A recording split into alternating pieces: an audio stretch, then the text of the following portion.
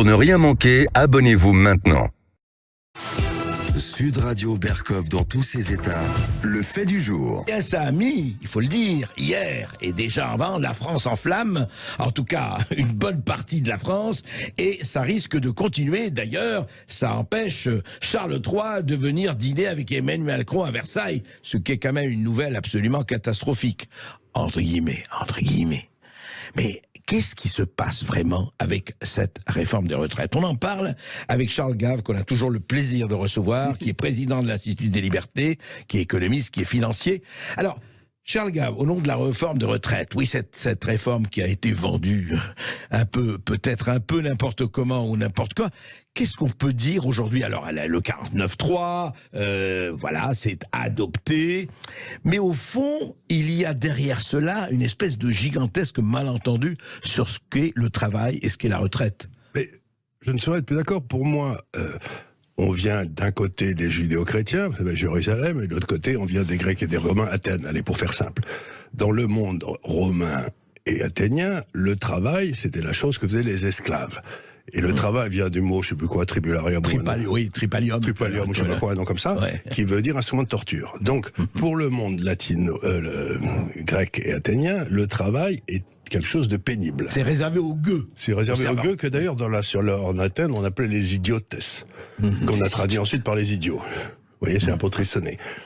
Et puis de l'autre côté, vous avez le travail judéo-chrétien, les grands ordres monastiques, en commençant par Saint-Benoît, ont établi des règles où l'homme se réalisait et devenait lui-même se trouver par le travail. C'est-à-dire c'était un travail accomplissement, c'était pas un travail peine. Épanouissement, presque. Épanouissement, ouais. On s'épanouissait dans le travail. Eh bien, c'est pas du tout la même chose. Par exemple, vous, quand vous aurez 65 ans, ce qui ne saurait tarder, d'après ce que j'ai compris, il a 80 années, vous prendrez votre retraite, mais avec tristesse, parce que vous aimez ce que vous faites.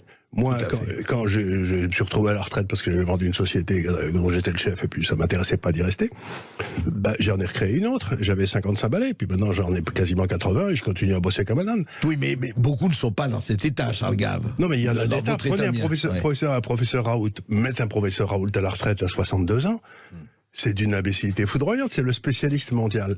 Donc ce que j'essaye de dire aux gens, c'est, mais il faut se donner un mal de chien pour que les gens qui ont eu des travails où ils sont péter les reins, où ils sont emmerdés toute leur vie, et une retraite... Les infirmières, les ouvreurs, et prennent la retraite le plus vite possible, parce qu'en effet, ils n'ont pas eu une vie agréable, mais pour les autres, qu'on leur foute bien la paix. Et donc, il faudrait dire aux gens, je ne sais pas, 10 ans avant leur retraite, est-ce que vous êtes dans la catégorie 1 ou la catégorie 2? Et donc, si vous êtes dans la catégorie 2, ben, vous continuez à travailler, et vous continuez à verser des sommes importantes à la caisse de retraite, ce qui permettra de payer les autres. Donc, cette idée qu'il faut que tout le monde prenne sa retraite à 62 ans, ou qu'à 64 ans, c'est d'une imbécilité foudroyante.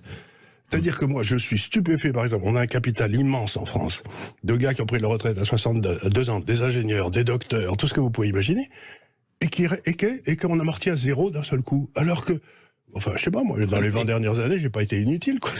Donc, je me dis, mais ils sont malades, quoi. Chaque vie est une affaire individuelle. Donc, chacun devrait être capable de dire, moi, maintenant, je commence à fatiguer. Donc, cette histoire de faire une retraite pareille pour tout le monde, c'est encore une fois un désir d'égalité forcené qui amène au désir. Mais qui est une fausse égalité. C'est une fausse égalité. Et puis en plus, moi, tous mes copains qui ont pris leur retraite à 62 ans après avoir eu des boulots importants, etc., 2 ans après, ils sont morts d'ennui. Mais ils s'ennuient, quoi. Ils crèvent d'ennui, sans parler de leur femme. Donc... Attention, on va vous traiter de sexiste. Non, je dis pas de sexiste, vous savez ce que disent les dames anglaises, c'est qu'elles disent avoir un mari à la maison, c'est avoir plus de mari et moins d'argent. Alors c'est pas... Mais en fait, ce que vous dites, c'est ça, c'est que cette espèce de dire, et ça a provoqué la flambée. 62, 64 ans, ça ne veut rien dire. Ça dépend de la vie que vous avez, du métier que vous avez. Chacun choisit. Et de la passion que vous avez pour le métier. Hier, j'étais avec un chauffeur de taxi, il m'a dit, moi, je prendrais pas ma retraite parce que j'adore ce que je fais. Ben, pourtant, c'est un métier difficile, chauffeur de taxi, mais il aime ça, eh ben, laissez-le faire. Bien sûr. Vous savez pourquoi la retraite était à 60 ans dans le temps? Vous le savez sûrement. Ben, c'est Bismarck qui avait demandé à ses troupes... exact, oui, c'est vrai. Il avait demandé à ses troupes à quelle heure il faut faire des retraites. À quel âge meurent les ouvriers? On lui avait dit à 60 ans, mais il a dit on mettra la retraite à 60 ans. L'embêtant, c'est que maintenant, ils vivent jusqu'à 80. Eh ben oui, et plus. Donc il y en a peut-être qui n'ont pas envie de prendre leur retraite. Enfin, je veux dire, C'est extraordinaire à quel point cette discussion a été sur tous les faux prémices.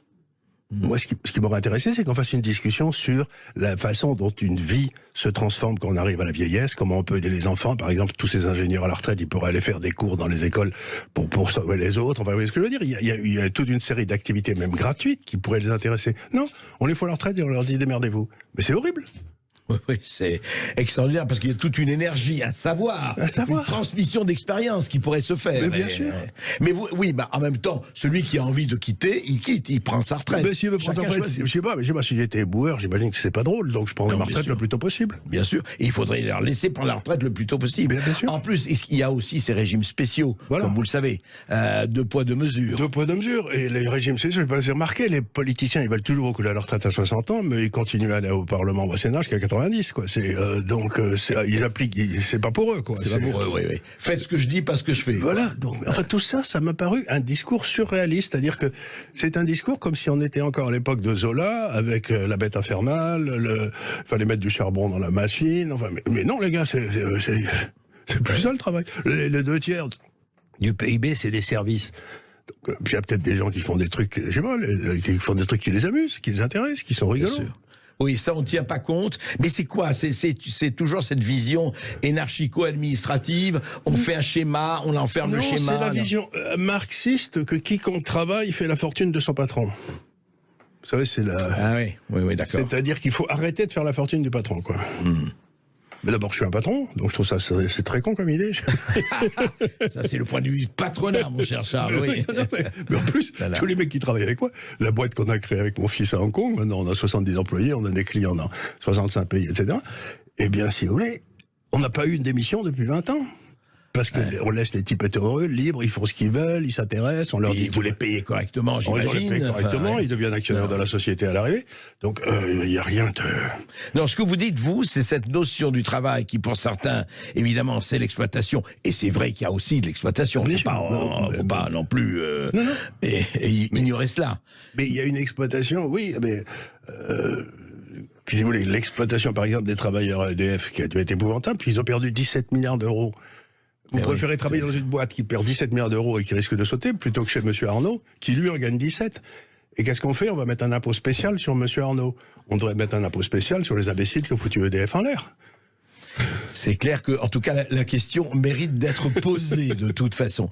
Alors justement, Charles Gave, je voudrais qu'on parle un peu on n'a pas eu le temps, on n'a pas eu le loisir d'en parler d'ici. Ce qui s'est passé avec ces banques, depuis la fameuse Silicon Valley Bank, etc., jusqu'à la Deutsche Bank, dont on parle beaucoup en ce moment, le Crédit Suisse et UBS, Crédit Suisse racheté par UBS, et aujourd'hui, et puis nous. Enfin, est-ce que c'est un jeu de domino? Et surtout, on voudrait comprendre, voilà, la mécanique, c'est quoi? Il se passe vraiment quelque chose. Alors, les gens évoquent 2008, les autres évoquent le grand crash des années 30. Qu'est-ce qui se passe? Moi, si j'évoquais quelque chose, j'évoquerais, en ce qui concerne des banques européennes, le refus par Philippe II d'Espagne, ça devait être en 1530 ou 1540, de payer sa dette aux banques italiennes. Vous remontez à 1540, vous. Oui, parce que, bon, je vais vous expliquer pour ça. Ouais. Pourquoi? Parce que, à quoi ça sert une banque? Vous avez des petites fourmis qui sont là, qui sont bien gentilles, qui font de l'épargne, vous savez, Bon, et qui déposent leur épargne dans la banque. Dans la banque. Voilà. Ils dépensent leur épargne dans la banque. Mais ils veulent pas perdre d'argent. Ils ont raison. Ce sont des rentiers. Ils en ont pas beaucoup, ils veulent le garder. Et de l'autre côté, vous avez des entrepreneurs qui sont tous des grands malades, qui sont prêts à tout perdre. Ouais. Et d'ailleurs, en général, 4 fois sur 5, ils perdent tout. Quoi. Donc, il faut qu'il y ait quelqu'un au milieu qui mutualise le risque des petites fourmis vers les entrepreneurs. Ça a été les banquiers depuis le XIIe siècle en Italie, on a découvert le métier. C'est probablement les bouchers qui ont fait ça, si vous voulez, parce qu'il y avait des bouchers qui étaient arrivés, puis les gens venaient mettre leur argent, c'est le boucher, parce que d'abord il avait des couteaux, puis il avait des gars costauds, donc ils se disaient... Et puis les bouchers se sont rendus compte que finalement, prêter de l'argent, c'était mieux que de vendre de la viande. C'était plus noble comme métier. Donc c'est comme ça que ça a commencé la banque. Moins polluant. Moins polluant. Donc vous avez ces gars-là. Donc qu'est-ce que doit faire la banque? Elle doit intermédier les petites fourmis avec les entrepreneurs. Donc il faut qu'elle paye, mettons, 1% aux petites fourmis. et que les taux d'intérêt qu'elle va charger aux entrepreneurs couvrent le risque de faillite de certains entrepreneurs. Vous voyez, tous les gars il y en a qui vont Et sortir. qui ont investi dans les banques également. Qui ont investi, donc tout cela, il faut les couvrir. Puis il faut couvrir aussi le coût de fonctionnement, les bureaux, les employés, etc. Puis une rentabilité normale pour le capital qu'il a mis là-dedans. Donc le boulot de l'entrepreneur, de la banque, c'est grosso modo d'intermédiaire entre les fourmis et les cinglés d'entrepreneurs. Les fourmis, c'est nous. Les fourmis, c'est nous. Ouais. Tout le monde est une fourmi. Il faut que vos auditeurs sachent que si vous laissez votre monnaie à la banque, vous avez fait un prêt à la banque. Hein, techniquement. Ah oui, c'est pas votre monnaie, vous dites. Non, vous l'avez prêté. Ah, oui. Si la banque fait faillite, Oui.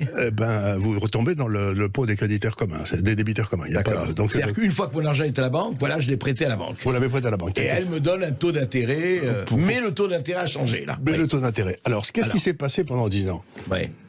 C'est que pour sauver l'euro, M. Draghi a mis les taux d'intérêt à zéro. M. Draghi, je le rappelle. Le président de la Banque centrale avant Mme Lagarde, là. Oui. Européenne. Donc il a mis les taux d'intérêt à zéro parce que l'Italie ne pouvait pas payer les dettes. Sinon, il faisait faillite. Donc c'était la fin de l'euro.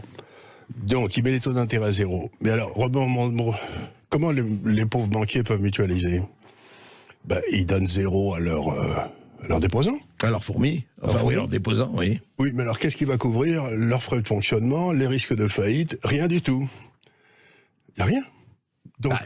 Donc ils s'adressent aux entrepreneurs. Non, ils prêtent de l'argent entre les entrepreneurs, mais les entrepreneurs disent vous êtes gentils, mais moi, si les taux d'intérêt sont à zéro, je vais emprunter à 2, quoi. Mais à 2, ils ne couvrent pas leurs frais de fonctionnement, leurs risques et tout ça. Donc les banquiers sont obligés d'aller chercher de plus en plus de risques.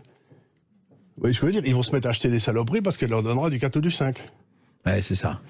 Ah oui, voilà, oui, d'accord. Et ils achètent des choses un peu pourries. Ils achètent des choses pourries parce qu'au moins ça leur paye, ils leur feraient D'accord. Puis à un moment, pendant 10 ans, on n'a pas eu d'inflation pour des raisons qu'on pourra expliquer un autre jour, pour des raisons tout à fait exceptionnelles. Puis l'inflation repète à la hausse, près de 8 ou 9% en Allemagne, par exemple. Et d'un seul coup, il faut monter les taux. Et alors, qu'est-ce qui se passe? Ce que les banques avaient mis en actif, c'est le truc pourri. Si les taux passent de 0 à 5, vous pensez bien que ces trucs qui donnaient du 5 et qui étaient pourris vont passer de 100 à 40. À 40, ouais. Et à ce moment-là, l'autorité de contrôle va venir voir les banques et dire, dites donc, vous avez un truc qui vaut 40, là, vous avez fait 200 de prêts avec, c'est beaucoup trop. Vous voyez ce que je veux dire? Les réserves des banques ont été investies dans des trucs pourris. Mais est-ce que les banques ont en réserve ce qu'elles peuvent dépenser, ou jamais, ou pas? Elles l'ont parfois, mais si vous achetez une obligation à 10 ans française, que vous mettez en réserve pour acheter ça, quand les taux sont à 0, allez, ou à 1, si les taux remontent à 3 comme ils sont aujourd'hui, votre obligation elle va passer en capital de 100 à 80. À 80, oui, c'est ça. Donc vos fonds propres, et les autorités de contrôle viennent vous dire, les gars, ça va pas du tout, ça, vous avez plus de quoi porter le bilan que vous avez. Donc vous essayez de vendre le truc à 80, mais il vaut 80. Donc à ce moment-là, vous devez prendre une perte.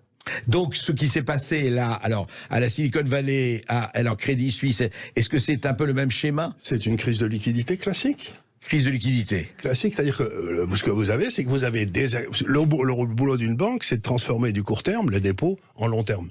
De temps en temps, ils se gourrent, tout le monde veut son pognon à court terme, ils peuvent pas vendre des trucs à long terme parce qu'ils se sont pétés la gueule, donc ça s'appelle une crise de liquidité. À ce moment-là.